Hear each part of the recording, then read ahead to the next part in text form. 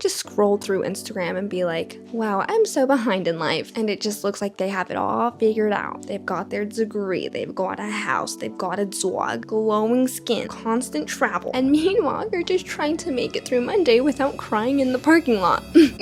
Me too. But there's something I've been thinking about lately, and you guys know I love to do that. We only ever know a fraction of someone's life. We compare our entire messy, complicated, behind the scenes reality to someone else's perfectly curated highlight reel. And then we wonder why we feel like we're so bad. We do it to ourselves, people. And it's funny because the person we're comparing ourselves to is also probably comparing themselves to someone else. We're all out here chasing something, chasing the next level, the next version of ourselves, this will finally make me feel like I'm enough. Car, money, job, relationship, vacation, watch, phone, camera, water bottle. I'm just naming things in my room now.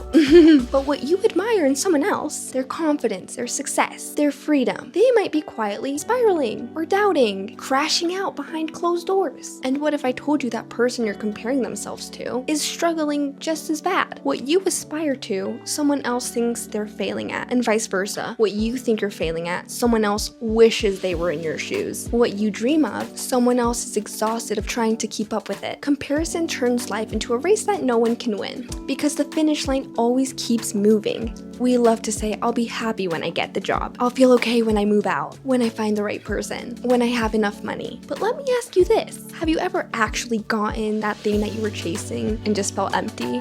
I sure have. And there's a name for this. It's called the hedonic treadmill. We chase what we're looking for, and once we have it, we adapt to what we have, and it becomes the norm again. And what once felt like finally becomes not enough, and the cycle continues. We aspire towards something, we get it, we adapt to it, and then we're chasing the next big thing. We chase milestone after milestone, but never feel grounded in what we already lived through. And so we stay in this loop of almost happy, almost enough, almost there. And I just want to clarify, I'm not saying stop dreaming, don't want more for yourself.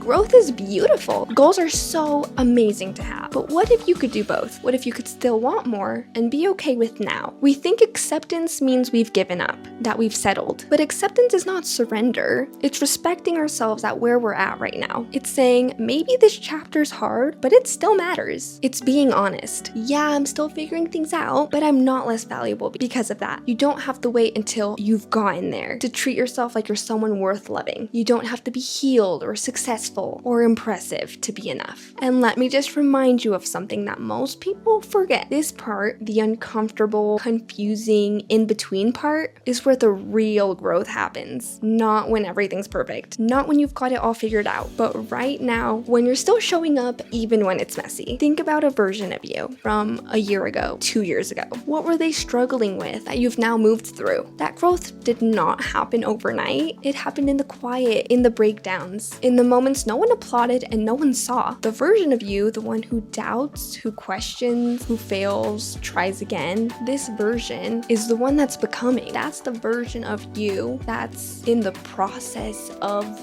I don't even know how to phrase this. In your cocoon, your chrysalis maybe, before you turn into a beautiful butterfly. There it is. And you do not have to rush your story. The chapter might not look how you imagined it, but it's not meaningless. It's so essential. I know people love to say, just be in the moment. Like it's some magical fix. Honestly, that phrase can feel really annoying when you're struggling. So I'll say it differently. Can you let today be real? Can you experience things for what they are? Not perfect, not aesthetic, just real and raw. Oh, okay. Can you find one thing to be grateful for? Not because you're supposed to, but because it grounds you back to what you're experiencing. The fact that even on your worst days, you're still here. This is your life right now. Not the version you're waiting for. Not the highlight reel. This messy becoming chapter. And it's enough to matter. So here's a little call to action for ya. Pick one moment and just let it be enough. Maybe it's putting your phone down on the walk. Maybe it's eating lunch without multitasking. asking. Or maybe it's even reminding yourself, I'm not behind, I'm alive, and I'm becoming. You're just a human with a soul that's still unfolding. And that's not something to fix, it's something beautiful, it's something to honor. I hope this spoke to someone, and keep growing. And I know it's hard, but that's the point. I wish you well on your journey. Thank you so much for watching. Bye!